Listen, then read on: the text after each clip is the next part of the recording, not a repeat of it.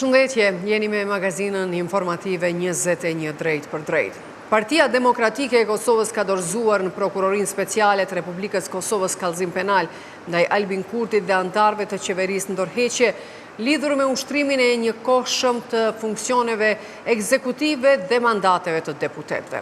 Deputeti PDK-s Përparim Gruda tha se kallëzimi penal synon ndërhyrjen e prokurorisë për zbatimin e vendimit të Gjykatës Supreme, kushtetueses dhe legjislacionit në fuqi.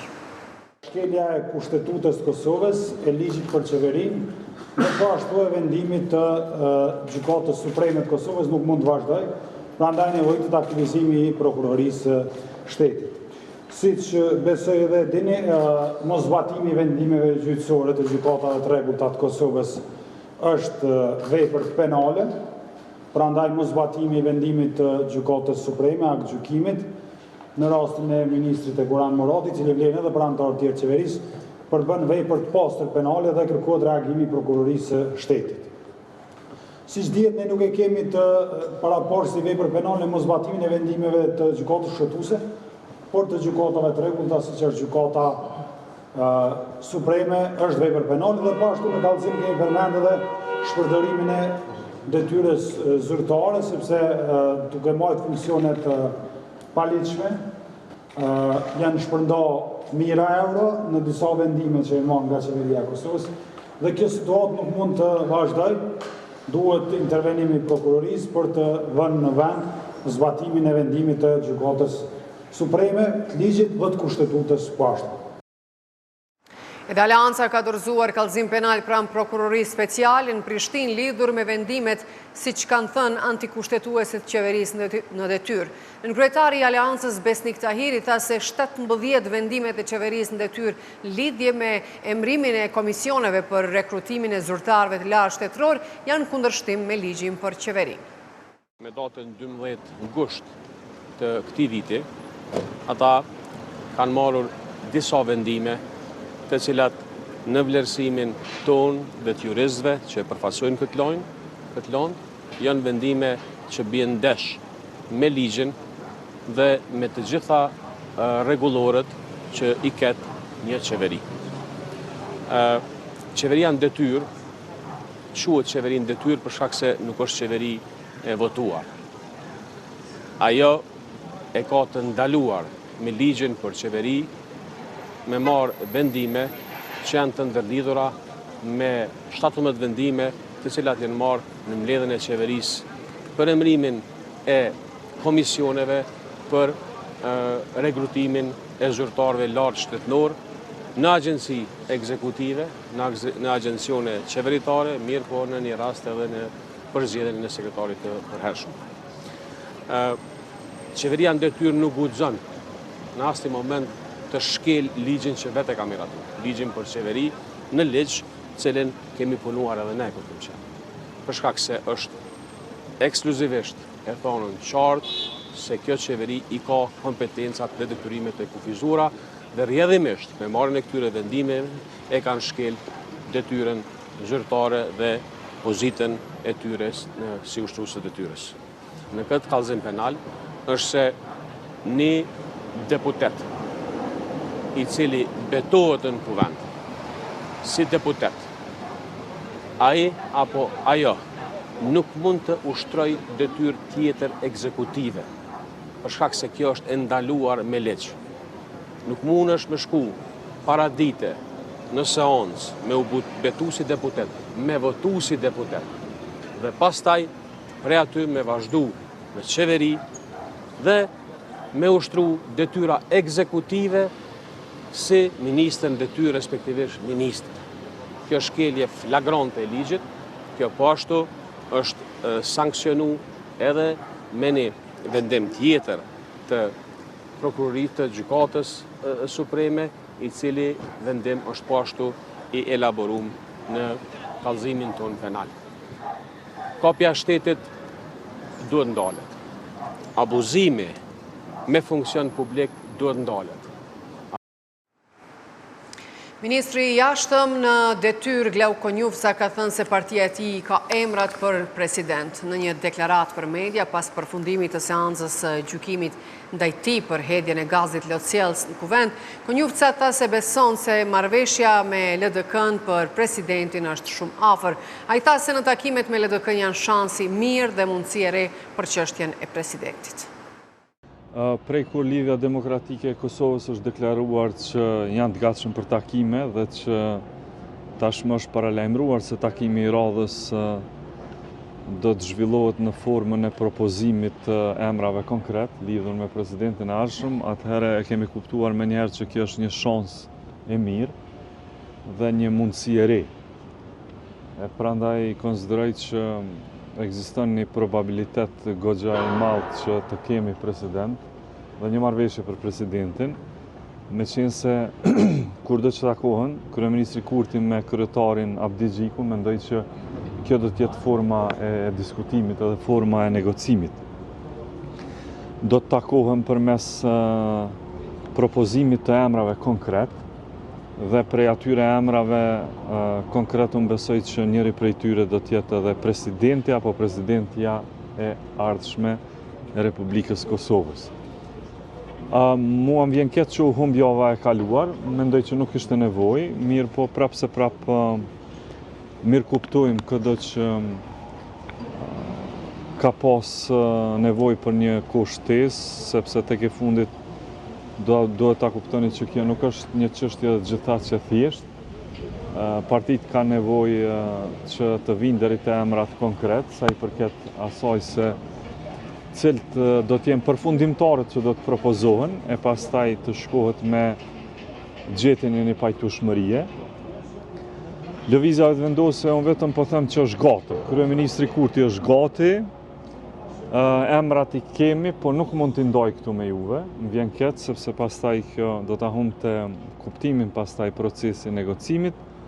Edhe LDK-ja besoj që së shpejti do t'jetë gati sepse javën e kaluar kryetari Abdi Xhiku tha që kjo javë do t'jetë java në të cilën ata do të takohen. Me sa kam marrë vesh unë në vetëvendosje, kryeministri Kurti ende nuk ka një ftesë nga apo një diskutim se cila do t'jetë dita e kësaj jave. Po kështu e ka përdor gjuhën, kryetari Abdi Xhiku ka thënë këtë javë, prandaj ne jemi në pritje e sipërt që kjo të ndodhë. Dhe kur kjo të ndodhë, atëherë unë mendoj që do të jetë shumë afër marrëveshja për presidentin e Republikës Kosovës. Ish ambasadori Amerikan William Walker ka propozuar Faton Bislimin, lobuesin për çështjen e Kosovës dhe të shqiptarëve në SBA si kandidat për president Kosovës. Ish shefi i misionit verifikues të OSBE-s Kosovë përmes një letre dërguar kryetarit të lëvizjes vetëvendosje Albin Kurti, kryetarit PDK-s Bedri Hamza, kryetarit të LDK-s Lumir Abdi Xhiku dhe kryetarit Aleancës Ardian Gjini, ka shprehur shqetësimin e tij për krizën politike për zgjedhjen e presidentit të ri. Walker e konsideron person adekuat për postin e presidentit Faton Bislimin, i cili ka qenë dhe deputet i parlamentit të Kosovës. Walker thekson veçanërisht se Kosova ka nevojë për një president që përfaqëson vendin në tërësi e jo për një parti apo një qëndrim të caktuar politik.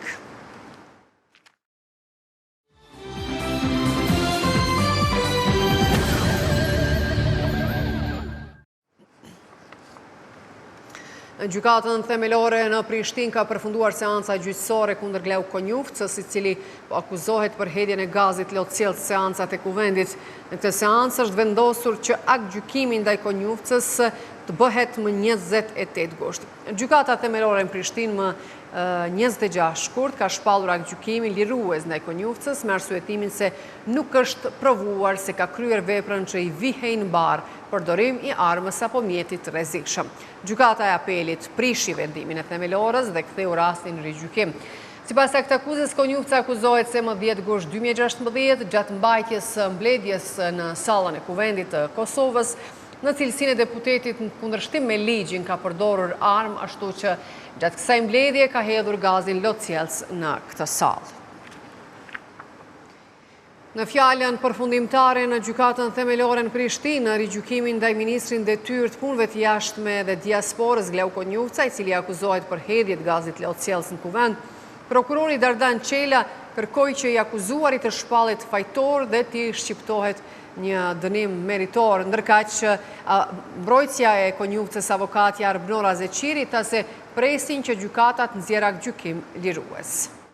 Prokurori Qela intereson se i pandere me veprimet që ka ndërmarrë një kritike është i fajshëm, një kritike është i fajshëm dhe i përgjithshëm dhe nuk pas një reform e cila do të lironte nga përgjegjësia penale. Prandaj, i propozoj gjykatës që të pandere ta shpallë fajtor dhe t'i shqiptoj një dënim meritor, siç parashek Kodit Penal i Republikës së Kosovës, gjithashtu i njëjti do të obligohet t'i paguajë shpenzimet e kësaj procedure penale, kurse se përket llojit dhe rastësisë së dënimit, dhe ma parasysh se reforma rëndësishme, shkolla e lartë të dashës nga panderi për ta kryer veprën penale dhe rrezikshmërinë konkrete të veprës penale, dhe ma parasysh faktin se vendi ku është përdorur për mbolja e gazit ka qenë vend i mbyllur dhe ka qenë objekt publik, dhe aty ka pasur prezent edhe persona tjerë të cilët kanë qenë të pranishëm. Ndërsa se përket reforma vlerësuese, prokurori deri në këtë fazë nuk ka gjetur ndonjë reformë të cilën do ta propozonte, nuk ka parë panderi. Faleminderit. Duke bazuar në rrjedhën e këtij shqyrtimi gjyqësor, nuk është provuar nga provat të cilat u administruan në këtë shqyrtim dhe as nga provat personale, konkretisht dëshmitarët të cilët kanë dëshmuar në këtë son, në këtë gjykat, se i mbrojturi im ka kryer veprën penale për të cilën akuzohet. Prokurori përmendi dëshmitarët se do të provohet përmes dëshmive të tyre. Por nëse gjykata e gjin një dëshmitar,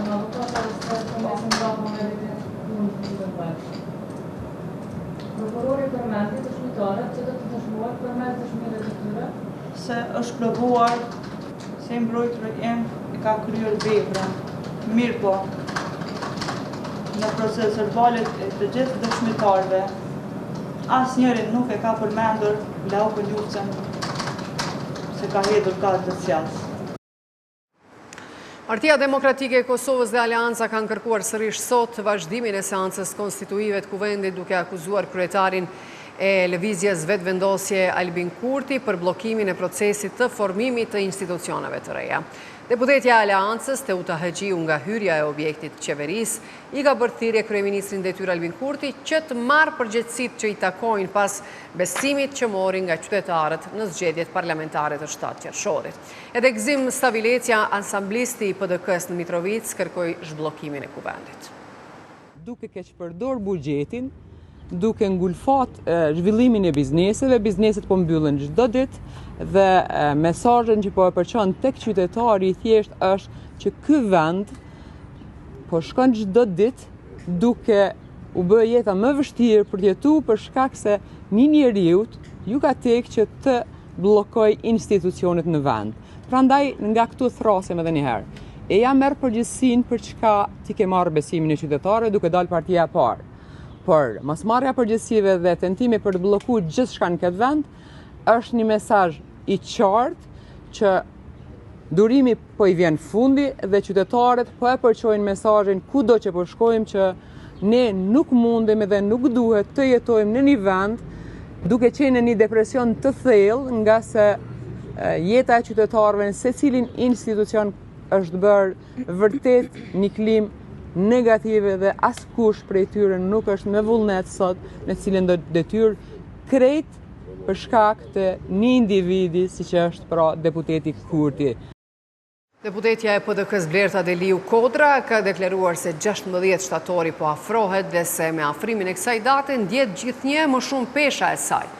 Ajo ka thënë se në Hag pritet të shpallet aktgjykimi ndaj Hashim Thaçit, Kadri Veselit, Recep Selimit e Jakub Krasniqit, duke theksuar se barën kryesore të këtij procesi prej vitesh e kanë mbartur familjet e tyre. Sipas Deliu Kodrës, procesi ka prekur edhe bashkëluftëtarët, PDK-n dhe shoqërinë e Kosovës.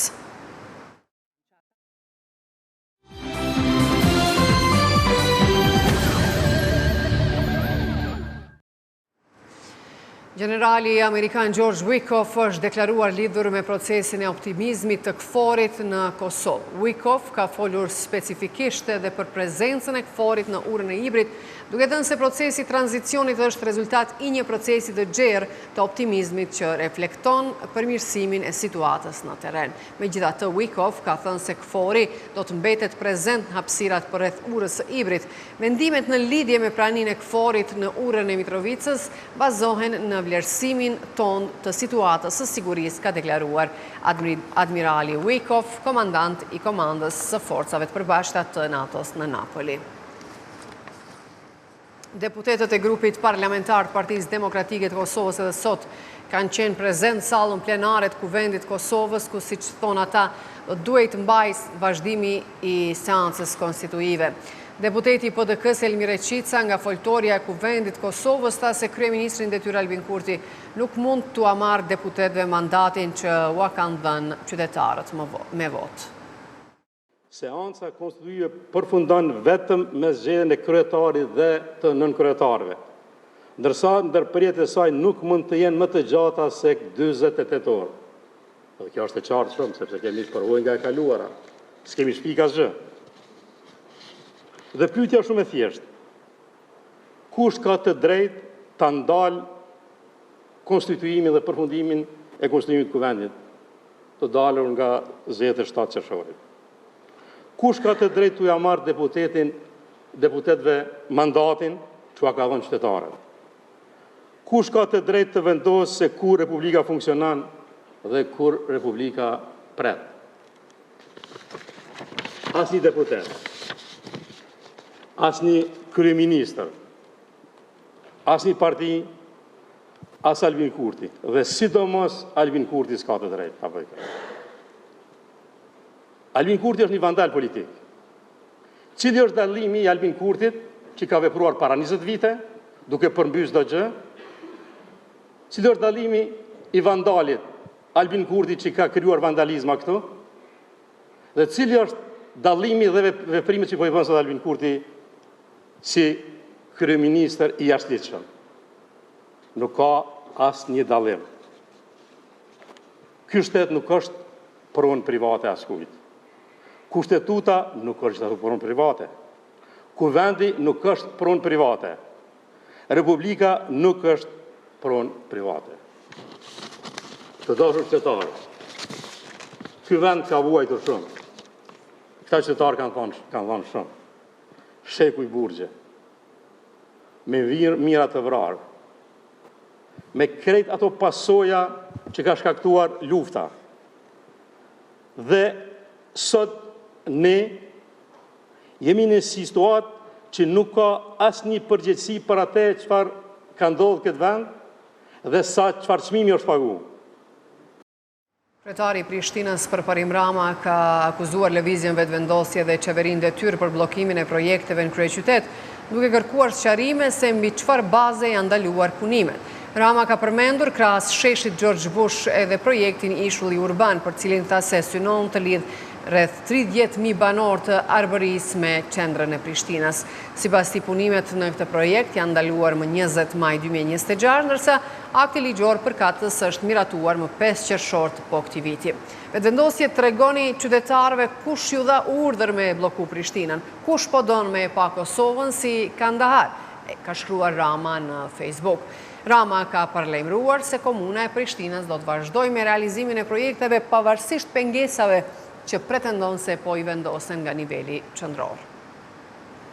Deputeti i Lëvizjes Vetëvendosje Gleu Konjuca ka komentuar aktakuzën për spionazh ndaj Fatmir Shehollit, duke deklaruar se Kodi i Kosovës gjatë viteve të fundit ka intensifikuar luftën kundër rrjeteve të tilla.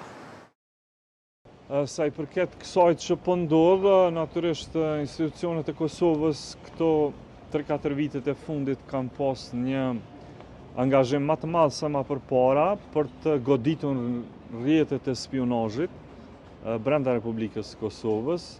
Këto kryesisht kanë ardhur, është një rrjet i spionazhit i kontrolluar, i financuar dhe i orkestruar nga Serbia. 7 ose 8 prej tyre deri tash vetëm këto 2-3 vitet e fundit janë arrestuar.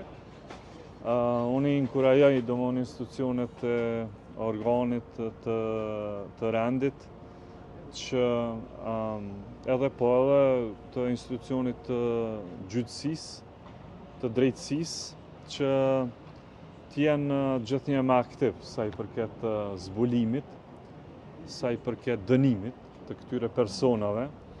Qëllimi i këtyre është shumë i keq, tentojnë me destabilizu Kosovën, e performojnë një luftë hibride dhe speciale kundër personaliteteve të caktuara, kundër qeverisë, kundër kryeministrit Kurti, domthonjë qëllimi i tyre është ky.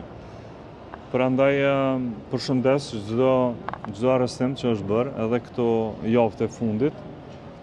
Sa i përket asaj që po e thoni ju lidhur me vizitën aty, mendoj që ndoshta nuk e kanë pas kapacitetin institucionet me verifikuar atë person, sepse po të ishte verifikuar nuk më armenja që kishte deportuar në zyrën e kryeministrit. Ai ka qenë në kuadër të një delegacioni të pakicave, të komuniteteve, jo shumicë që janë në Kosovë, dikun kanë qenë 9 ose 10 persona dhe ai kishte arrit me ju bashku atij delegacioni dhe me qenë pjesë aty e vizitës.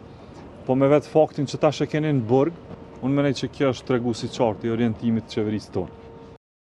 OVL-UÇK ka reaguar lidhur me aktakuzën ndaj Fatmir Shehollit për spionazh dhe bashkëpunimin me bijan serbe, duke kërkuar seriozitet në trajtimin e rastit si çështje sigurisë kombëtare në Kosovë. Mëtej OVL-UÇK thekson se institucionet duhet gjurmojnë çdo kontakt ndërmjetës burim, komunikim, lidhje financiare dhe marrës të materialeve të ndjeshme. Institucionet duhet vërtetojnë gjithashtu nëse shërbimet inteligjente armike kanë mbledhur përcjell apo shfrytzuar materiale për luftën e drejtë shqirimtare të UÇK-s. Kjo nuk e barazon aktakuzën ndaj Shehollit me proceset pranë dhomave të specializuara. Kjo kërkon qartësi mbi origjinën, përcjelljen, kontekstin dhe përdorimin e materialeve që mund të sjellin pasoja politike, institucionale apo gjyqësore, vazhdon komunikata.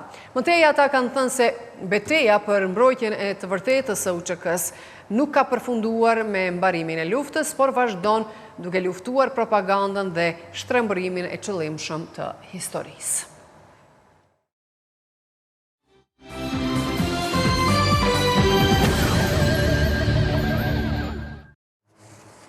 Një ngjarje e rëndë ka ndodhur pas mesnatë në Prizren, ku dyshohet se një 81 vjeçar ka vrarë bashkëshortën e tij 80 vjeçare. Vdekja e viktimës është konstatuar në vendin e ngjarjes, teksa i dyshuari është arrestuar nga policia. Rastin e ka konfirmuar dhe zëdhënësi i policisë për rajonin e Prizrenit, Shaqir Bytyqi. Sipas Bytyqit, dyshohet se lëndimet e evidentuara në trupin e viktimës janë shkaktuar nga forca duarthat pa përdorim të ndonjë arme apo mjeti tjetër. Bëhet e ditur se trupi i pajeti viktimës është dërguar në Institutin e Mjekësisë Ligjore për obduksion. Rjeti i grave të Kosovës ka shprehur shqetësim të thellë lidhur me vrasjen e një gruaje 80 vjeçare në Prizren, për cilën dyshohet se u vra nga bashkëshorti i saj. Në reagimin e saj, rjeti i grave thekson se brenda pak ditësh 2 gra janë vrarë nga partnerët e tyre, shtëpitë e tyre, duke cilësuar situatën si alarmante për sigurinë e grave në Kosovë. Organizata thekson se dhuna ndaj grave nuk duhet të trajtohet si çështje private apo si rastet izoluara familjare, por si dhunë lidhur me pabarazin gjinore që kërkon reagim të fuqishëm institucional. Rjeti i grave u ka bërë thirrje institucioneve që ndërmarrin hapa konkret, urgjent dhe të koordinuar për parandalimin e dhunës ndaj grave, mbrojtjen e viktimave dhe garantimin e sigurisë së tyre. Po ashtu kërkohet që hetimet për rastin të jenë të plota, të pavarura dhe të shpejta, ndërsa përgjegjësit të përballen me drejtësinë. Pas rastit tragjik të vrasjes së një gruaje 25 vjeçare në Malishev, Ministrja në Detyrë e Drejtësisë, njëherësh koordinatoria kombëtare kundër dhunës në familje, dhunës ndaj grave dhe dhunës me bazë gjinore, Donika Gërvalla, ka zhvilluar takim me përfaqësues policisë Kosovës, prokurorisë, gjykatës dhe qendrës për punë sociale. Siç bëhet e ditur në komunikat për media, takimi kishte për qëllim shqyrtimin e funksionimit mekanizmave institucional dhe identifikimin e masave të nevojshme për parandalimin e rasteve të dhunës. Ajo theksoi se parandalimi i dhunës kërkon bashkëpunim dhe përgjegjësi të plotë nga të gjitha institucionet. Gërvalla kërkoi që rasti të hetohet në tërësi dhe të ndërmerren të gjitha veprimet e nevojshme nga organet kompetente.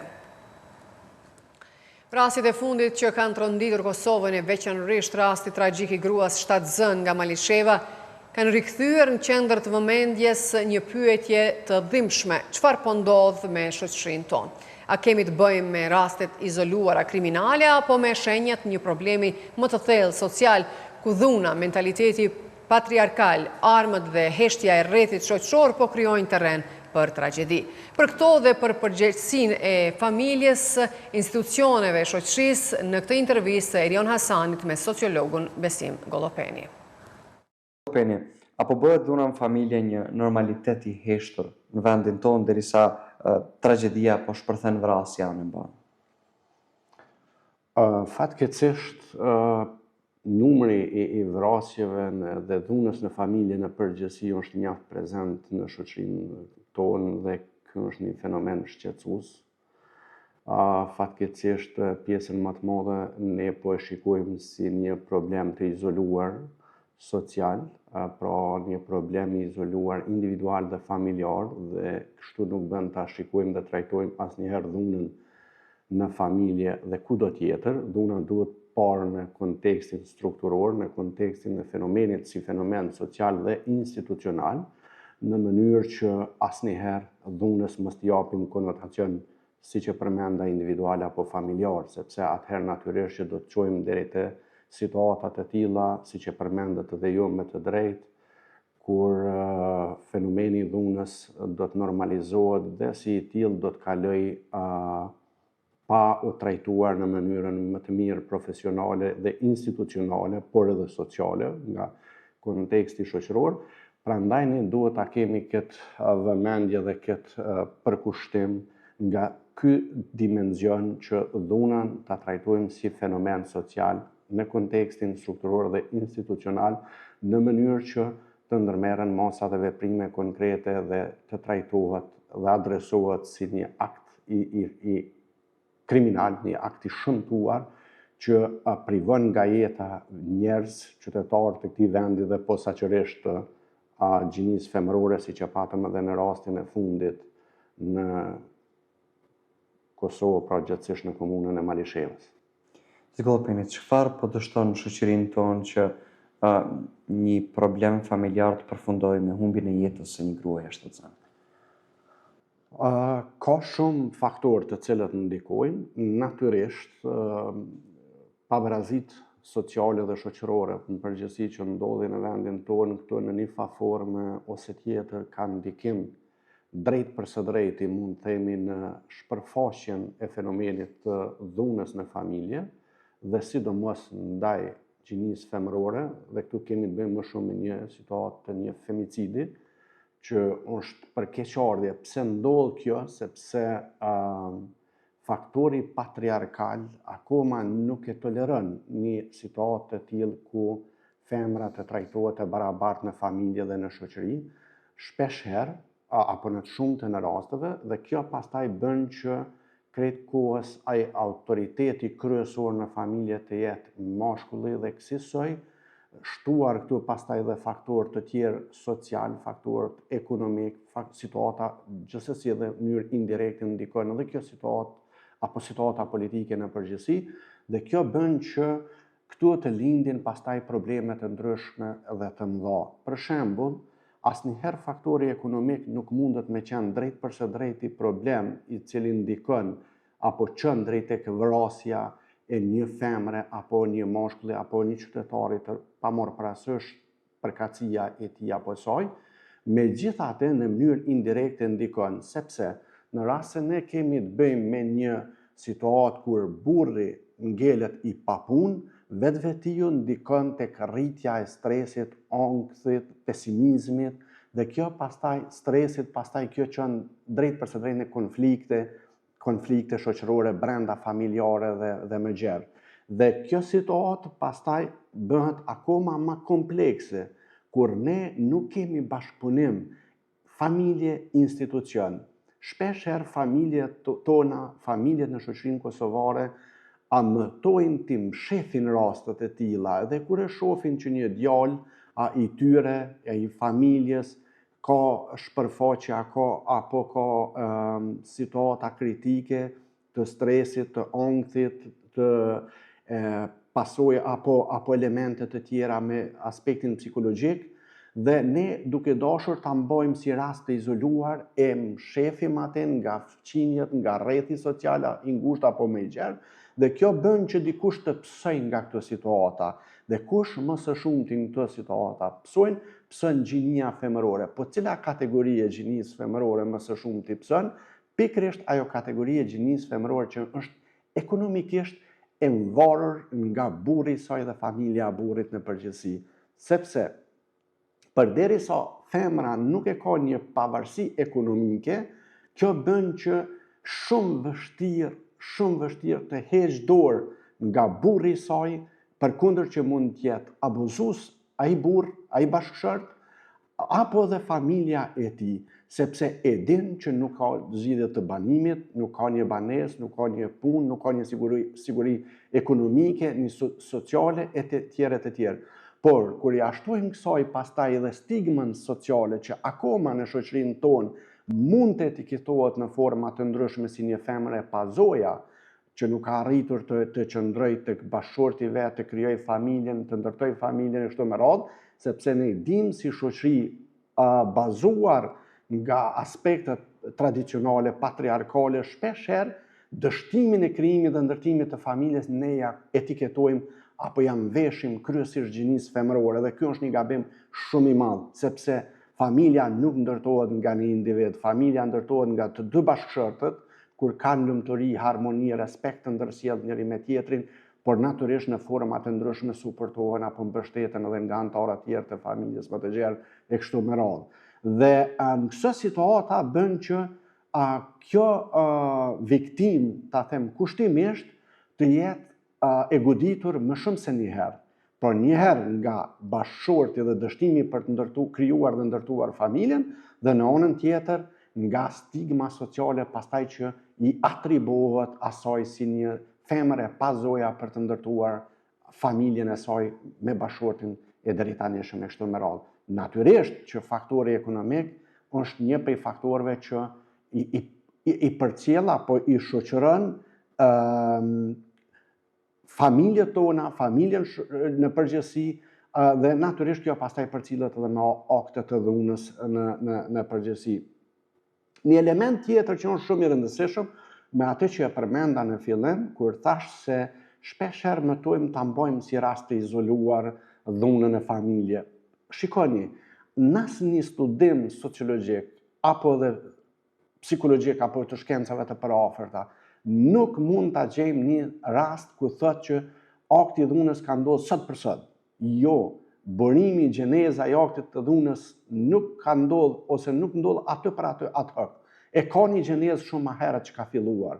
Kanë filluar me mosmarrveshje, me konflikte, me problematika psikologjike, sociale, ekonomike të tjera, të cilat kur grumbullohen apo akumulohen njëra me tjetrën, e suportojnë njëra tjetrën në kontekstin negativ dhe çojnë deri te një akt kriminal apo një akt i shëmtuar i cili çon drejt te privimi i jetës të një personi, që në këtë rast ne kishim rastin e fundit ku një bashkëshort dyshohet se vrau apo e privoi nga jeta bashkëshortën e tij. Elementet e tjera që janë shumë të rëndësishme, ne jetojmë në shoqëri postmoderne dhe këtë nuk duhet të harrojmë asnjëherë. Sot mediat, ndër agjencët kryesorë të zhvillimit shoqëror janë familja, është rrethi social, janë shkollat, por janë edhe mediat. Dhe shpesh herë shikuar nga prizmi, nga përvoja ime tash më shumë se 2 dekada, shpesh herë them që mediat janë ka kaluar nga një agjencë i 4 sipas renditjes të studimeve sociologjike në një agjencë madje po i afrohet edhe familjes. Pse? Sepse çdo fëmijë sot, posa të fillon lëvizjet e para dhe vetdijen, e krijon vetdijen, fillon me përdor teknologjinë. Dhe çka po i servojmë në teknologji? Po i servojmë gjëra që nuk janë për moshën e tij apo coj, nuk janë për moshën e tyre. Dhe krejt këto pastaj edhe fëmijën e edukojmë në një situatë e cila nuk është adekuate për te, për fenomena apo dukuri sociale, i japim mundësinë me pa programe të ndryshme që janë asociale apo dhe janë jo adekuate për zhvillimin e përgjithshëm të tij apo të saj. Dhe këtu pastaj ka një problem, nuk kanë problem vetëm media, tu përfshihen edhe institucionet, por tu direkt përfshihet familja, sepse në shumicën e rasteve ku gabojnë prindrit tek ne duke dashur t'ja blejmë heshtjen fëmijët tonë, shpesh herë ja japim iPadin, ja japim telefonin, ja japim laptopin, kompjuterin etj. Vetëm me vetëm dhe i themi shko në dhomën tjetër, shko në kuzhinë, shko në dhomën e fjetjes e kështu me radhë, vetëm me vetëm që ne të pushojmë, të jemi të lirë apo të qëndrojmë bashkëbisedojmë me një musafir që mund ta kemi prezent në familjen tonë. Mirë po harrojmë që më e rëndësishëm se çdo gjë tjetër është shëndeti i fëmijëve tonë dhe ne pa vedijen tonë në shumicën e rasteve, po bëhemi shkaktari drejt për drejt i keq edukimit të fëmijëve tonë, sepse ne nuk po e monitorojmë as në mënyrë të drejt për drejt, por as në mënyrë indirekte se ku ka akses fëmijë jonë, çka po shikon. Por kur vinë ato celulat e para kur ne e vrejmë apo e hetojmë që diçka nuk po funksionon me fëmijën tonë, kur ne shikojmë që fëmija është po shfaq arrogancë apo agresivitet, apo qanë krejt kohës, nuk e dinë pse qanë, nuk bën gjumin e rehatshëm, nuk ushqehet apo nuk e merr ushqimin me rregull, refuzon shpesh herë, është shumë izoluar, asocial etj. Dhe ne shkojmë dhe shikojmë forma të ndryshme të kurimit të fëmijëve tonë se pse ka ardhur drejt te kjo situatë. A nuk e dim që ne jemi shkaktari, por dhe ne mund të jemi mjeku më i mirë i fëmijëve tonë dhe edukatori më i mirë i fëmijëve tonë në këtë rast. Prandaj duhet jemi të vëmendshëm dhe gjithë institucionet duhet të kooperojnë njëra me tjetrën në mënyrë që vërtet të jemi ndjeni se çka po ndodh, sepse i mora shembull kategorinë më të ndjeshme fëmijët. Mirë po edukimi pastaj përcillet mosh pas moshe, vit pas vitit edhe e formëson një identitet të tillë fëmijë dhe kështu, nesër pas nesër kur fëmiju shef në media apo në teknologjitë që u përmenden, programet të ndryshme agresive të tjera, ka tendenca predispozita për qenë në të ardhmen një bashkëshort agresiv, një bashkëshort abuzus, madje dhe kriminal. Dhe këtu pastaj shtrohet pyetja kush është shkaktari? Pra shkaktari është familja, janë prindrit, janë mediat që servojnë gjithçka pa kontroll, pa cenzurë. Pastaj janë institucionet që nuk arrin me bashkëpunu mirë me familjen dhe anasjelltas dhe me pa trendet e zhvillimit të fëmijëve tonë, por edhe rrethi social që çdo ditë fëmijë jonë ka kontakt dhe me pa me kënd po rrin, me kënd po shoqërohet, çka po ndodh, çfarë rrethi social ka e kështu me radhë që krejt pastaj krijojnë një situatë të tillë të padëshiruar dhe natyrisht çojnë drejt akte të tilla sociale. Mirë po, pse po e potencoj vazhdimisht familjen si një ndër agjencët kryesor? Shpesh herë edhe temat kur i zhvillojmë familje, ne në prezencë të fëmijëve shpërfaqim, manifestojmë situata të superioritetit në raport njëri me tjetrin prind, kryesisht raporti autoritetit vjen më shumë shprehje tek gjinia mashkullore dhe kështu fëmijët i edukojmë në një frymë që burri duhet ta ketë autoritetin në familje, burri duhet të jetë ai superiori dhe gruaja duhet të jetë një dëgjuese e mirë apo edhe një zbatuese e kërkesave të bashkëshortit të saj. Dhe kur këto situata pastaj përkthehen praktik, ne shohim që kemi një gjendje çfarë kemi realisht sot. Ku aktet të dhunës në familje janë shumë evidente, vetvrasjet janë mjaft evidente në shoqërinë tonë dhe natyrisht pastaj e kërkojmë përgjegjësin. Përgjegjësi kush është? Jemi gjithë ta faktorë që i përmenda, familja, rreti social. Mund të themi zoti Kollopeni se familja po dështon të edukoj djemt të rinj se si duhet sillen me një femër ose si të menaxhojnë një situatë konflikti? A mund të themi ashtu? Sigurisht që familja është gjeneza kryesore apo institucioni kryesor i edukimit të fëmijëve të tyre. Dhe në qoftë se fëmiu rritet në një frymë ku prindrit i thojnë djalit se ti je djalë dhe ti duhet ta bësh këtë, ju jeni vajza dhe duhet ta bëni këtë.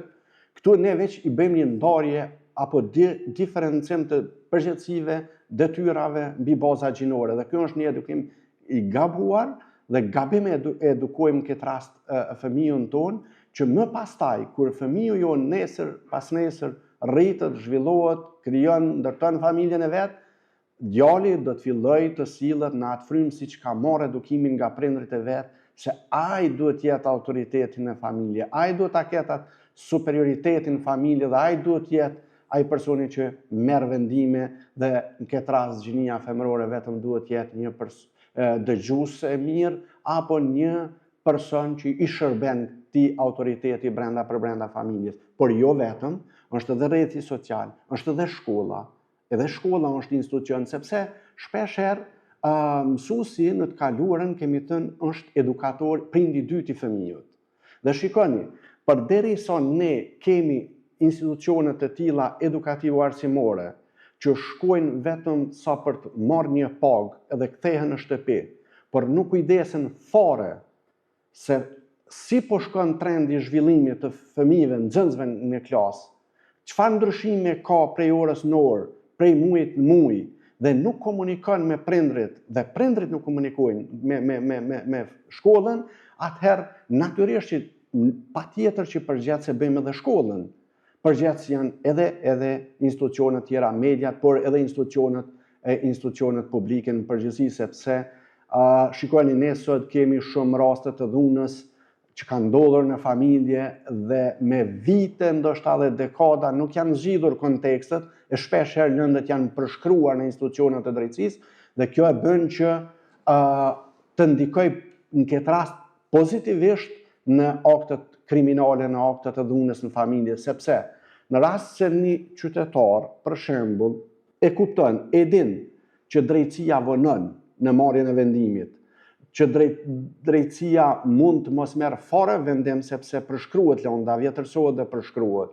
Në rast se mendon krejt kohës që mund të kem lidhje të ndryshme familjare apo shoqërore me institucionet që marrin vendime dhe mund të ndikoj tek marrja e vendimit jo adekuat, atëherë çka ndodh? Kjo në mënyrë indirekte padyshim që do të ndikoj në rritjen e akteve të dhunës, jo vetëm në familje, por edhe rasteve të tjera në shoqërinë në përgjithësi.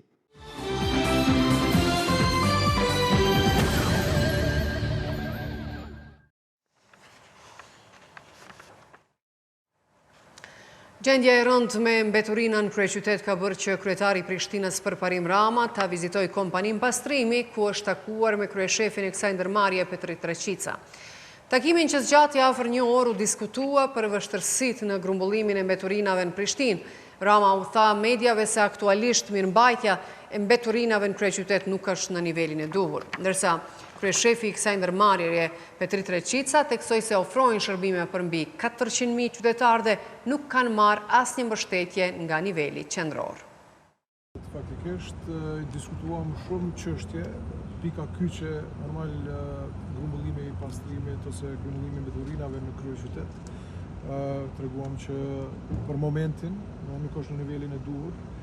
Ne kemi organizuar po ashtu edhe një takim tjetër nesër me kryetarët e komunave tjera, sepse disa prej kryetarëve të komunave tjera veç kanë filluar, kanë marrë faktikisht procese tjera, kanë shtyr disa procese tjera përpara. Një problem kyç që kemi është që Prishtina është aksionare në pastrim me 77.6%, derisa ka vetëm një antar në bord, pra e reprezenton Prishtinën vetëm një antar i bordit prej 4 sa janë, derisa komuna tjera që janë shumë të vogla e përfaqësojnë vetëm nga një antar. Edhe kjo rifarë mënyrë na pamundson neve si kryeqytet me ndërmarrë masat të cilat janë mëse të nevojshme për me mbajt pastrimin. Ne i ofrojmë shërbim mbi 400.000 qytetarë dhe sot as pi nivelit qendror nuk kemi pas asnjë përkraje sa i përket kësaj pjese. Fatkeqësisht po them, sepse shërbimi për mbeturina nuk do të jetë veç problem lokal, do të jetë interes nacionale dhe i gjithë niveleve. Ne i kemi adresu kërkesat tona, sepse kjo çka edhe e potencoj edhe kryetari, ne do t'i diskutojmë edhe problemet, nuk mjafton me pas veç kërkesa. Fakti që me deponin kemi probleme, është problem i trashëgum. Ne kemi aty një borxh të trashëguar dhe fatkeqësisht për borxhe shpeshher edhe na mbyllën dyrt. Për borxhe flas trashëgume e që nuk do duhet ndodhte kjo, sepse në çdo rrethon mund të rrezikojë edhe shëndetin jo vetëm të kryeqytetit, por edhe në pothuajse gjysmën e Republikës Kosovës për shkak të sasisë së mbeturinave.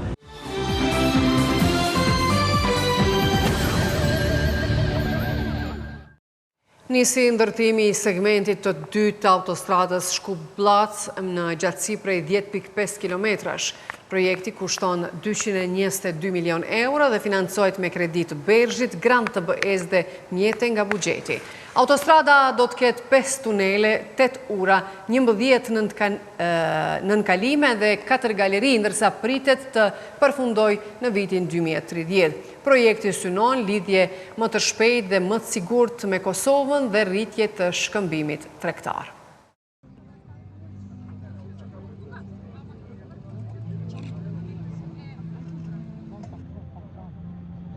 Të gjithë me radhe hodhën nga një lopat cimentoje për gur themelin e autostradës Shkup-Blac.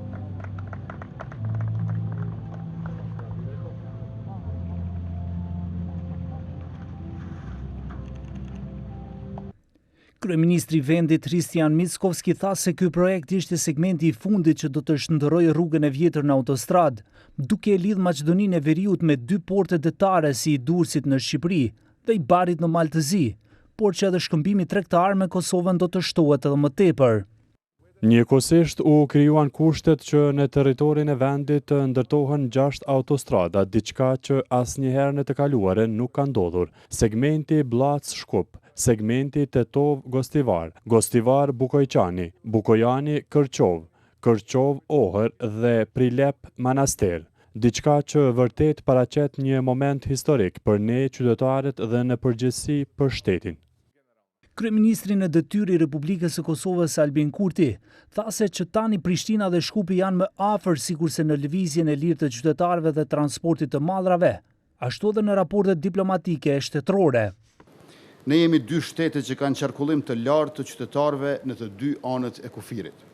Familjet, studentët, punëtorët, profesionistët dhe bizneset tona lëvizën çdo ditë mes Kosovës dhe Maqedonisë Veriut.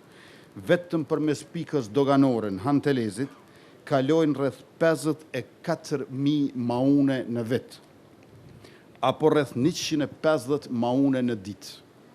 Prandaj çdo kilometër i ri rrugë që na afron është investim në jetën e qytetarëve tanë dhe në zhvillimin ekonomik të të dyja vendeve. Për investimin e segmentit të dytë Shkup-Blac janë marrë kredi prej 167.6 milion euro nga Banka Evropiane për ndërtim dhe zhvillim, ndërsa granti nga korniza BE-s për Ballkanin Perëndimor prej 30.82 milion euro dhe pjesa e mbetur prej 23.58 milion eurove financohet nga buxheti i ndërmarrjes publike rrugët shtetërore. Padyshim që anët pozitive, benefitet që do të jenë nga ky projekt janë të mëdha. Lidhja me Kosovën është shumë e rëndësishme, jo vetëm me të gjithë fqinjtë tanë. Do të kemi një lidhje më të afër regionale, një zhvillim ekonomik, tregti më të avancuar, do të kemi një transportim më të shpejt, më të sigurt, lidhja jonë familjare, farefisnore do të jetë edhe më e lehtë, më e këndshme, kështu që anët pozitive nga ky projekt janë evidente dhe vetëm do vinë duke u shtuar. Vetëm projektimi kushtoi 3.1 milion euro para të siguruara nga grantet për projektuesit ADT Omega dhe Hill International. Autostrada ka nga 2 kursi vozitjeje në të dyja drejtimet, secila me gjerësi nga 3.5 metra dhe me nga një kursi emergjente me nga 2.5 metra dhe gjerësia totale autostradës arrin në 27.5 metra. So projekto se predviduat 5 tuneli.